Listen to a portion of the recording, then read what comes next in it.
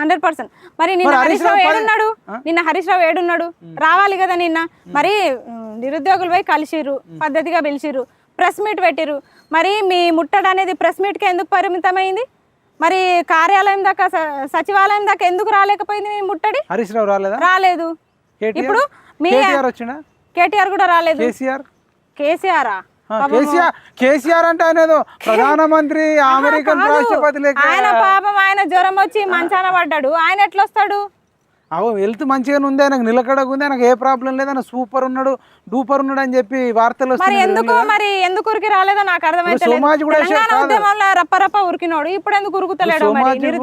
సోమాజ్ కూడా యశోద హాస్పిటల్ నుంచి సచివాలయం అనేది చాలా దగ్గరనే కదా. అవును, మరి కట్టె పట్టుకొని ఎందుకు ఉరికి రాలేదు అదే చెప్తున్నానా నేను. పిలుపుకి మద్దతు ఇచ్చిన వాళ్ళు మరి మీరెందుకు ముట్టడికి రాలేదు?